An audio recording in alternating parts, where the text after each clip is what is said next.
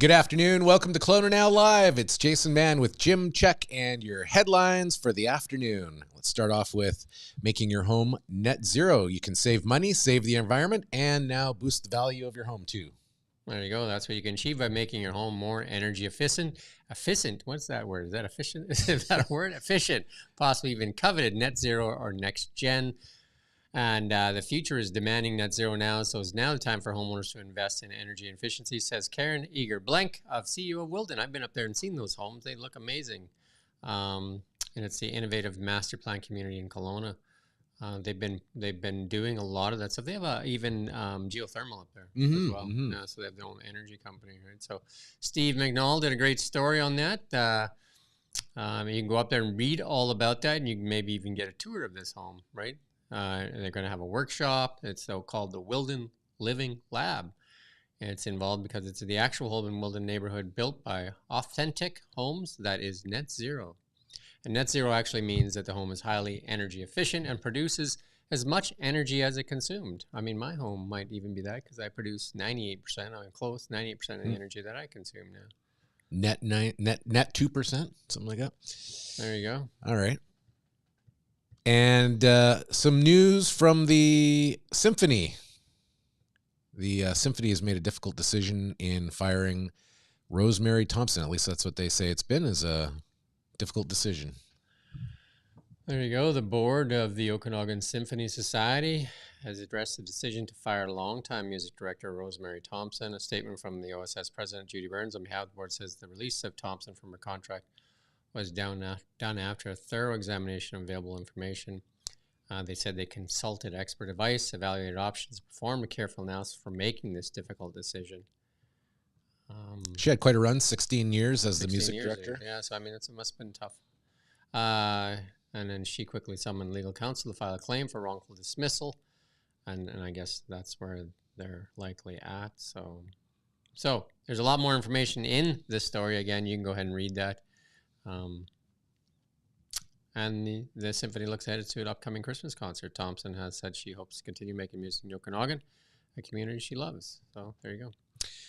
And a truck driver convicted of trafficking drugs into BC has fled Canada before he could be sentenced. So there is a bit of a 80 kilos of coke. Yeah. Truck driver convicted of trafficking drugs in BC's fled before he can be sentenced. There's a Canada-wide warrant now, I guess, on.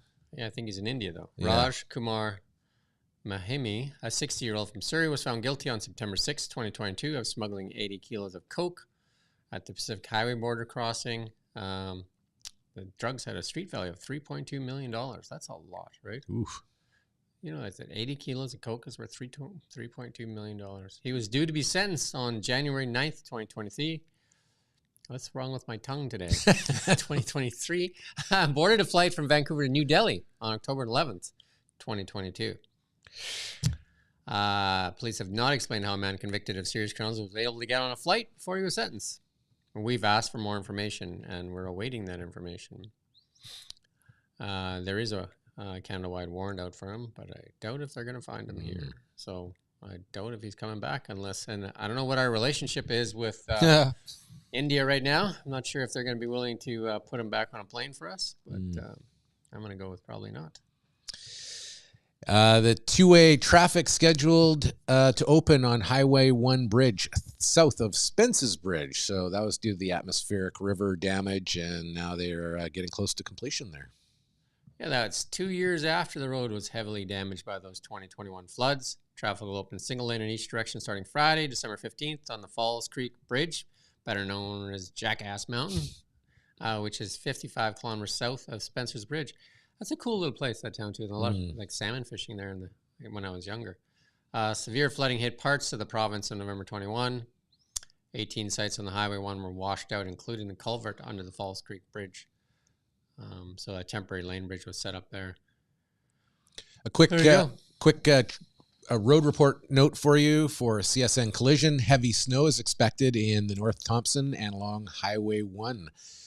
Environment Canada says it's expecting about 15 centimeters of snow to fall between Eagle Pass and Rogers Pass starting tonight. There you go. So again, winter tires, safety kit, blankets, water, a little bit of food, Maybe your and skis. stay off the road Yeah. if you can, because you don't want to drive when they're expecting a heavy dump. Yeah, if you can get a little bit of time between the dump and plows, that is always helpful. Yeah, and then don't pass plows either. The good one is like lots of times people want to get around that plow, and it's a dangerous thing to do is pass a plow when it's got its blade down. Our ongoing saga of road closures along Highway 97 continues near Summerland. It's planned for tomorrow at the usual time. Yeah, between 11 and 12:30. We did get some feedback from a reader today saying that they had closed it earlier and they were upset about it. I mean, I think we can be thankful that they're only closing it for, like an hour and a half and trying to do the work and then trying to get as much as they can done. That's a lot of mountain to move. Mm-hmm. Yeah. It'd be good to know the scope of what they feel they need to do there. See that big mountain in the picture? They're trying to get it off the road. Okay. And then as they take it off, more comes down probably. Yeah, exactly. Just saying. That's like the boss says, see that pile of dirt over there? We got to move it. But the dirt keeps falling. I know. You get it? We can move it. I got it. Renee Merrifield's latest column, The Cost of Living Crisis in Kelowna is a Tragedy, something I think we can all relate to. Yeah, so we print the columns or publish the columns from Renee Merrifield, Tracy Gray, Dan Albus, along with Max Dehart and Ron Cannon now. And we've had some comments saying like it seems like a lot of conservatives. Well, we've asked many times for Liberals to publish a column. I think Stephen Fury used to, but there's nobody out there right now that's publishing or providing us a column. And if you feel motivated, you can write a column in and it'll be considered for your voice. And Ian has published many of those. Ian, one that makes decisions on that. So there you go. A night of generosity and impact at Hope Outreach's 4th annual Masquerade Gala, which has just happened. We did that pre-event interview with Jessica Samuels and Loyal Woodridge. They were the hosts of this event, and Nikki and Alexa did attend it. It was their 4th annual Masquerade Gala, themed Eyes Wide Open. There's lots of cool pictures. It was a masquerade ball. The event highlighted Hope Outreach crucial nighttime services for sex trade workers, guiding both women and men towards safety and well-being. As the sole nighttime service provider in the Okanagan region, they play a vital role in this transformative journey. The gala, held in a stunning venue, had an incredible atmosphere of positivity and high energy. And they, the funds raised are instrumental in providing basic necessities such as water, hygiene products, small snacks, emergency blankets, and cell minutes for safety reasons. This year, Hope Vernon personally assisted 854 individuals, while Hope Kelowna reached out to 2,217 individuals. See, like that's a lot of people in the sex trade. Right? Wow. That's crazy. There you go. If you can go to Kelowna now, you can read the story. And you can learn more about Hope Outreach, and there's a link there that you can click on it, and you can provide some support as well. Turning to happier seasonal news, we've got a photo bomb of the Light Up the Vines event 2023. Brought to you by our photojournalist down in Penticton, Gord Goebel. Again, a master with the camera. Lots of great photos. The 2023 edition of Light Up the Vines, the annual Christmas celebration of the wineries, cideries, and distilleries of Summerland's geographically distinct Bottleneck Drive region, unfolded in the last weekend in November and the first weekend of December. And Gord was there, and he was so busy because he's taking photos like crazy because there's so many events going on. He finally got it up there, but you can go check it out. And again, tons and tons and tons and tons of photos, like tons of photos. And wine and all that might be considered our liquid gold, but what about the real gold? Gold and silver prices are on the move again. Yeah, gold spiked today. Did I send you that chart? Maybe not, eh? Gold's, that one. Yeah, there you can see gold spiked today. That was off the heels of the Fed's meeting today. So they said today that their statement was surprisingly dovish on U.S. monetary policy, which pushed the precious metals sharply up. They said that U.S. growth had moderated, but inflation remains elevated. but most officials now see rate cuts coming in 2024, 2025, and 2026. And this is what we've been saying for the last little while, that they need to bring rates back down before they cause a really big mess. So the reason, though, here the gold has gone up is because the mess is now actually anticipated. Is that right? Well, I mean, high interest rates moves money from investments like the stock market and gold into interest-bearing certificates.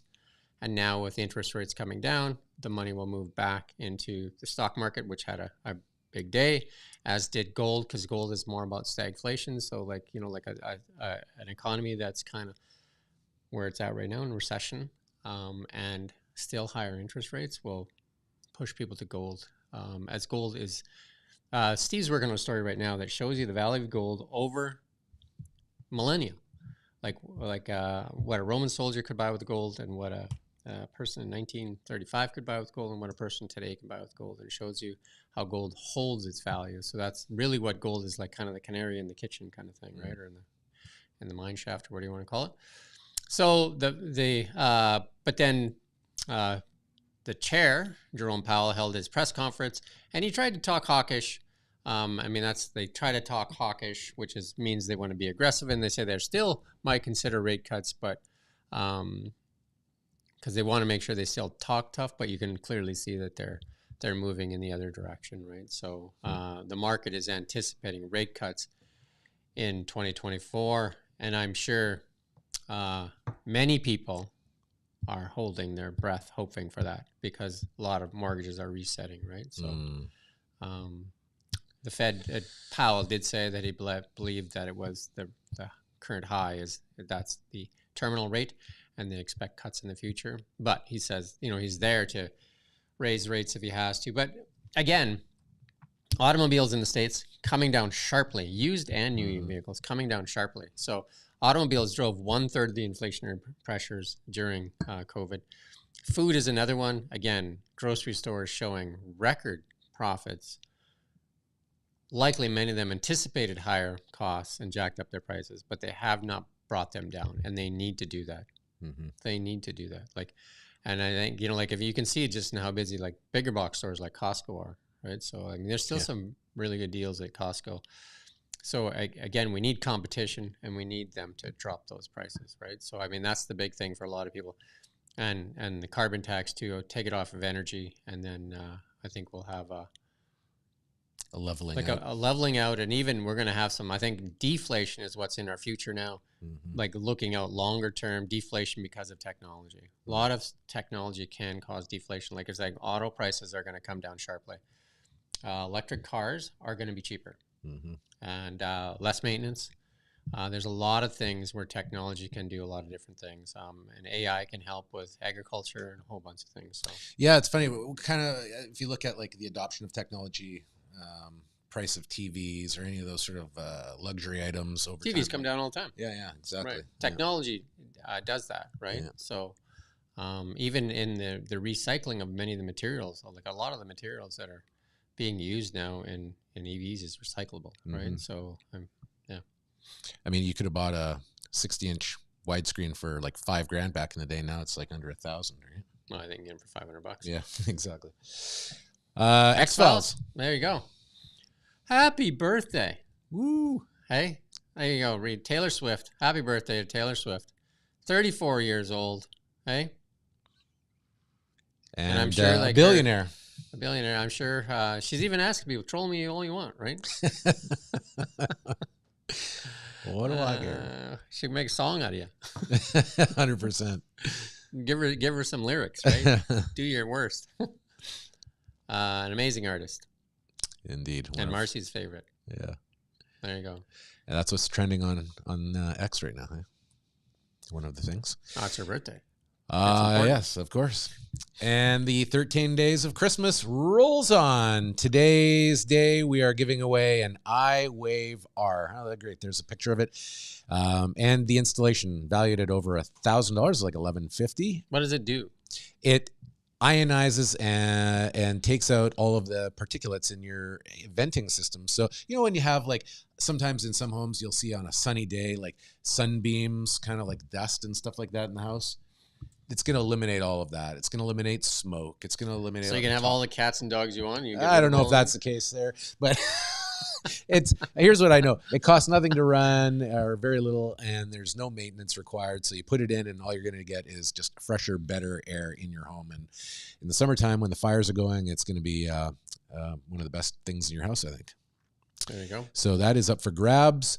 And you can go enter today at KelownaNow.com. It's going to be up today, tomorrow, and the next day. We do have a winner announcement from our first day of Christmas.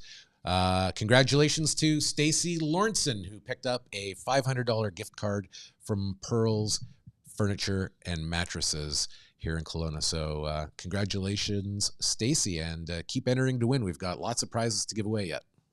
13 days of them. We've got 12 left. 12 left. Here we go. We'll pick a winner for tomorrow's gift. What's tomorrow's one that we're giving away? It is a $500 gift card as well from Strut Footwear and Apparel. So that's one where we'll pick that winner tomorrow and announce that either in the morning or in the afternoon. Yeah. Hold your breath. Yeah. And that's all we have for today. I think so. Other than maybe just a quick note, we are expecting some snow flurries tonight, and definitely looks like tomorrow. Otherwise, for the rest of the week, it's just going to be cloudy and mild. So, but you might have some shovel work, and might want to set that alarm 10 minutes early for tomorrow. Maybe you want to put the snow boots out in the midst. Maybe you do, yeah. Okay? Get that shovel warmed up, and give yourself a little extra time for the drive-in tomorrow. I've seen people use leaf blowers, but the snow we've had so it's far, too wet. It's wet. Yeah, it's so wet and icy. Like, you know what I mean? It gets icy. That dry right? champagne powder you can maybe. That's where you have that but, snowblower, right? Yeah. So. And and tomorrow we'll be actually talking to Big White as well. Speaking of champagne powder, our first snow report from Big White. And Brent Gilchrist will be in as well. All right. Brent Gilchrist is coming in, not to talk hockey. He's coming to talk mining and essential minerals. Essential minerals that the EVs need. All right. Look forward to that on another episode of Energized. We did a small Energized show today, and it focused on how to buy an EV, a used EV in BC, and what's available to you. So that'll be up probably tomorrow. Marcy's nodding. So there you go. Great. So until 9 a.m., it's Jason and Jim. Have a great night.